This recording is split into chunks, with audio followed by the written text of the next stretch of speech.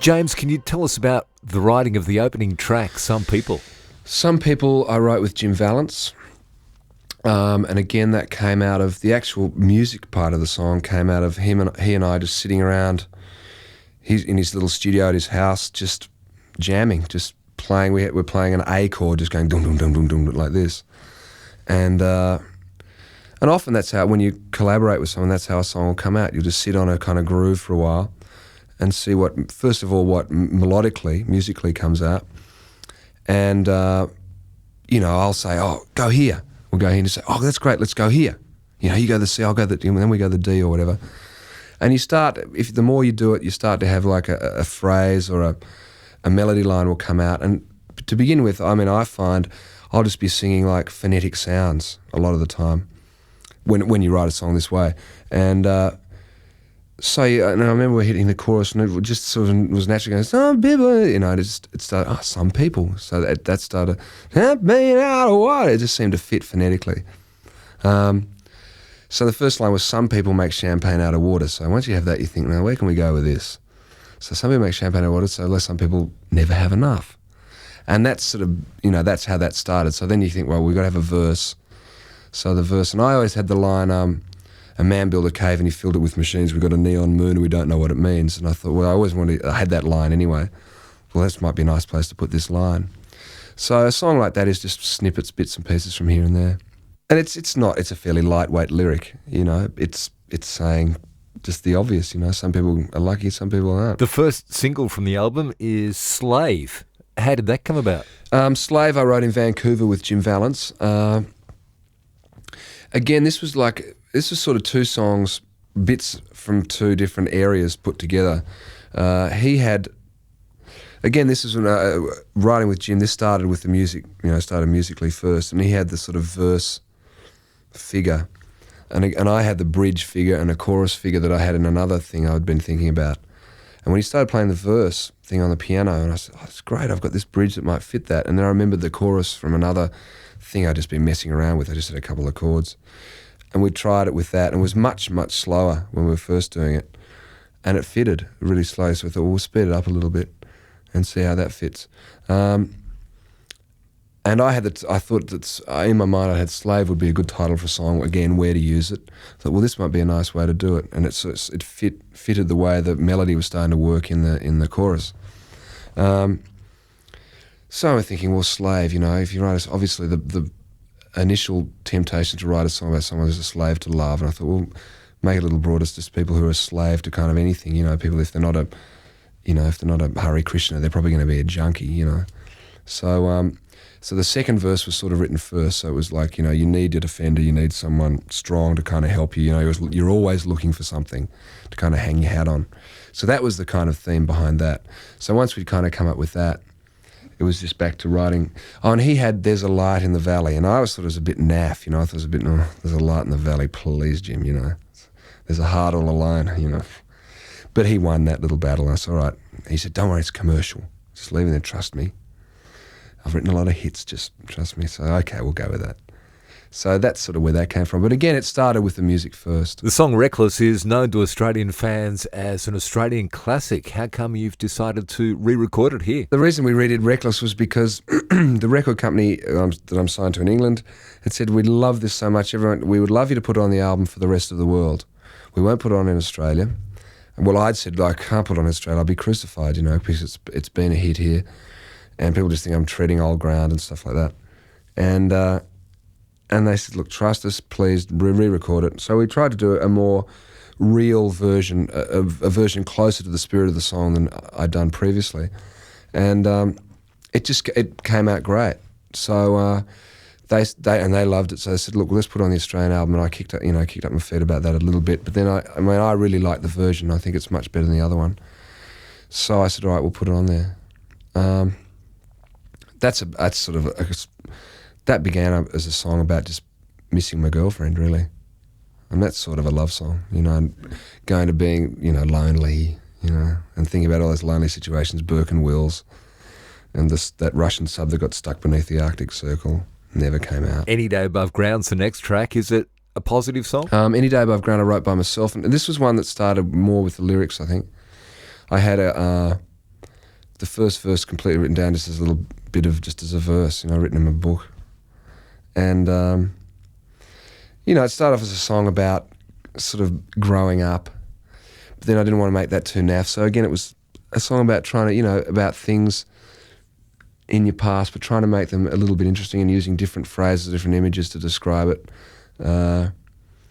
Mothers stand in their calendared kitchens and Blue Hills broke the night. I mean, my mum used to listen to Blue Hills, which was a radio show, and I just remember that's a very strong image from my growing up. Blue Hills by Gwen Meredith on the ABC.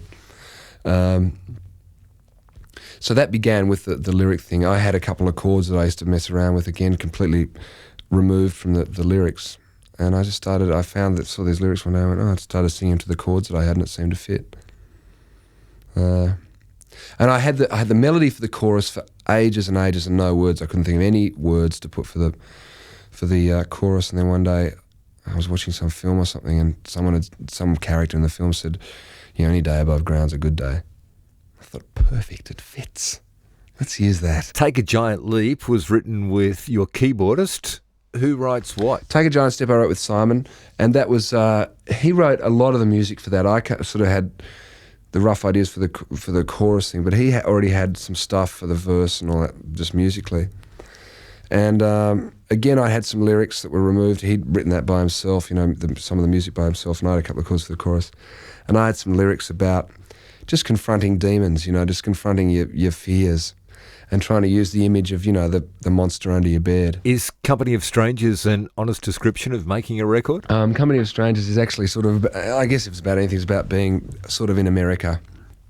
And I was sent out to Pittsburgh to write with this guy who'd written Cradle of Love for Billy Idol. Great guy.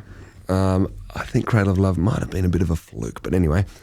And I was sent out to Pittsburgh and I was putting the Holiday Inn out in Highway 5 between Pittsburgh and the airport. And I was there by myself. I'd have to, this guy picked me up every day at 12 and we'd go to his house in the suburbs of Pittsburgh and we'd sit in his room and we'd try and write a song. Nothing really came of it. And I go back to the Holiday Inn in Pittsburgh and sort of sit in my room going, and Highway 5 is really in the middle of nowhere.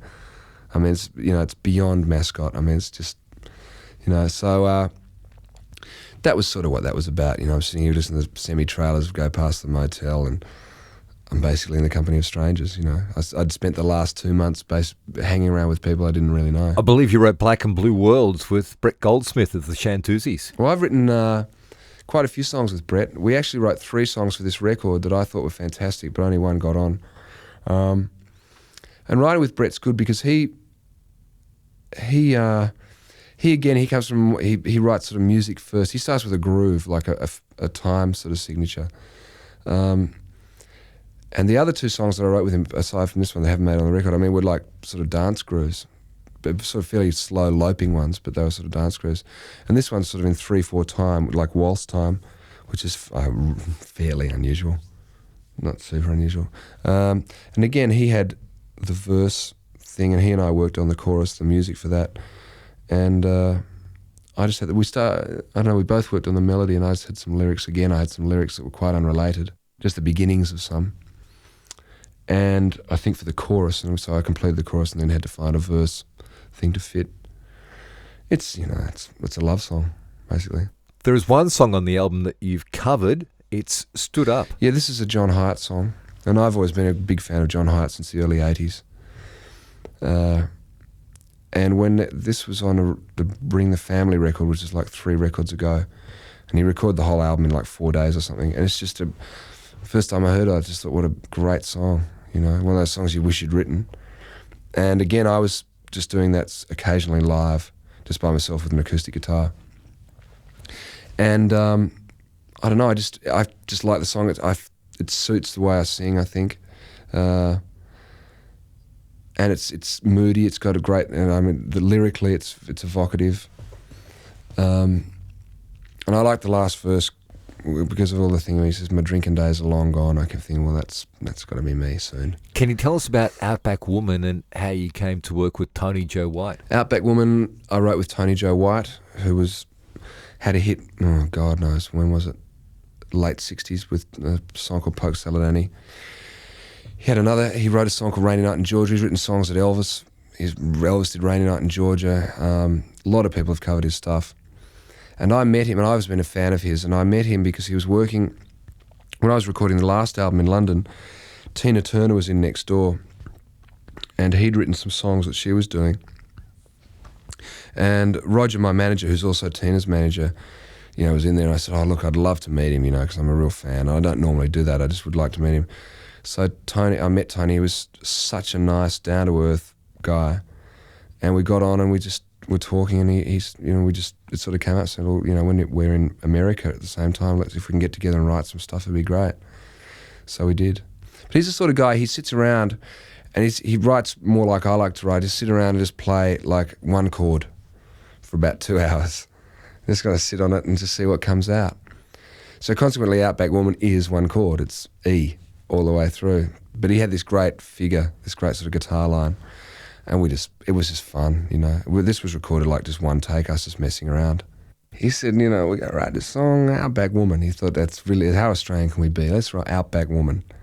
So that was his idea for the title. And then we were just laughing, just messing around, thinking up the most kind of, what's Australian? I said, well, moccasins. So, okay, let's get some moccasins made out of kangaroo hide. So, yeah, that fits, that's great. Tell us about Lay Your Weary Head Down. There are some interesting lines in this song. Walks through the curtains of wattle and Sally on carpets of Patterson's curse. And I quite like the line, carpets of Patterson's curse. And then someone played me a Tom Waits song, and he said something about Patterson's curse in this song. Oh, geez, people are going to think I ripped that off. But I just like the line, carpets of Patterson's curse, because Patterson's curse is a weed that grows all over certain places, grows on the hills. And the Australianness of that, too, walking through wattle and Sally, the Sally tree, and just using these unique Australian names that we have for things, Patterson's curse. I mean, what does that mean? What is that? It's a weed. And the Flaming Jacaranda. I mean, I wanted to call the album, one of the names for the album was Flaming Jacaranda. I just love a lot of those Australian kind of names and, the images. And the final track on the album is Water Water. Well, I guess this is my favourite song. I really like this. I've had this for a little while. And it's just one of those songs I just used to sit in my living room and just play. It's a very acoustic guitar sort of oriented song. And at home, a friend of mine gave me these pictures taken by this guy, what's his name, a photographer in the 1890s called Lucas, an American photographer of American Indians.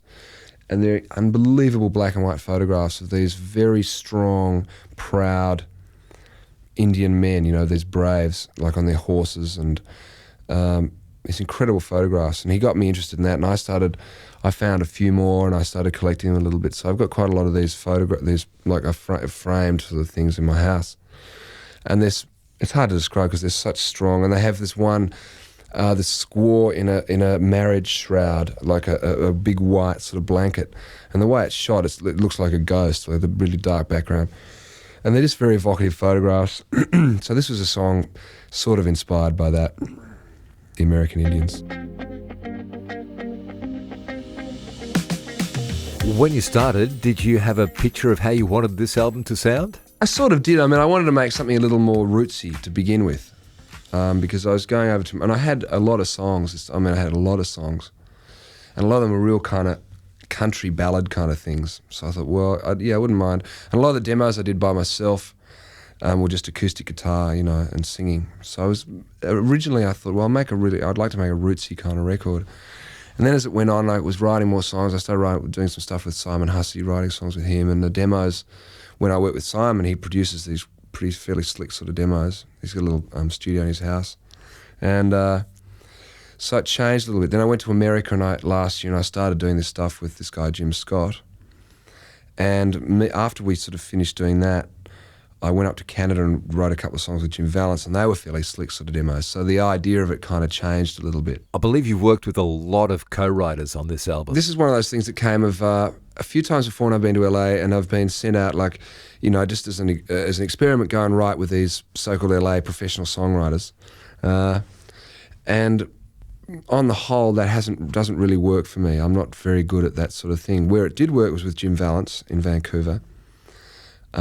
We just got on really well and wrote a couple of songs, and with Tony Joe White.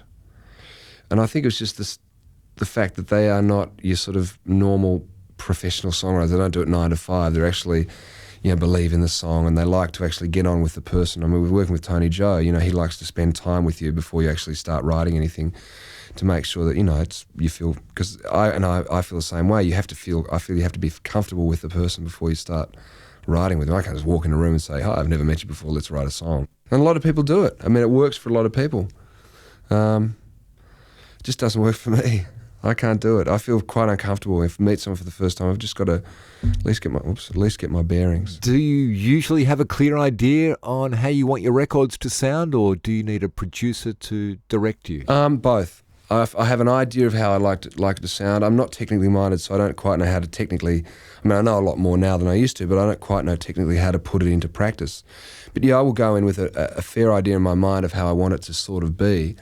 But I like working with an objective point of view with someone as a producer to come in, and I like to leave a bit open so they can throw their 2 cents worth in as well. Do producers ever raise the issue of your intonation? Well, I don't see. To me, that whole thing has become something that is just associated with me anyway. I mean, people say it about me without even hearing the record, going, "Oh, James Reyne, you can't understand what he's singing." In America, where I'm unknown, the people who hear the record, no one has ever brought that up. The only producer that I've worked with that has ever brought up has been Simon Hussey, because he is aware, because he lives here, he's aware of that situation. But he says it like, well, they're going to say it, so we better spend. He said, I don't hear it myself, but he said, we better spend some time. So on this record, we have been a little more aware of it than I have been in the past. If he was listening to something and he'd say, well, I can't really hear that word, when you say the word must or something, we can't really, that's not really clear, so let's try it again, But generally, I don't worry about it too much. After a concentrated period of recording with Australian Crawl in the early 80s, you left the country abruptly to record overseas. You obviously needed to get away. Oh, definitely. And early 86, well, the band split up in like January 86, and I was on a plane in April. And yeah, it was definitely like, okay, that chapter is finished. I want to go, and I had a one-way ticket, and I just wanted to go and just follow my nose. I wasn't desperately chasing American stardom. I had a little bag full of demos that I'd made with Simon, but I just wanted to go and follow my nose. I mean, if I ended up as a greengrocer in wherever it was, I mean, I used to say that if I ended up in a greengrocer in Alabama, that's what fate's decided for me. I mean, I probably wouldn't have been happy doing that, but so I just went to see what would happen. And within 2 weeks of being away, I had met Roger Davies and Lindsay Scott from Roger, who are now my managers, and just sort of enough happened to keep me interested. I mean, it wasn't full on, but there was enough happening just to kind of make me go, well, I'll take this next little step and say, okay, I'll go for a deal. I've got this manager thing and they're quite interested. Let's go for a deal. Okay, let's make a record. I thought I'll take my time about it, especially with the first one. I just want to make sure it was the right thing to do, and especially coming back here with a solo record, I want to make sure it was the right thing at the right time. So that's sort of what happened. Despite all the time you spent overseas, you retain a strong Australian identity. Oh, sure. I've always believed in that, and I always will. I mean, I'm an Australian I live in Australia. My experiences are Australian, basically.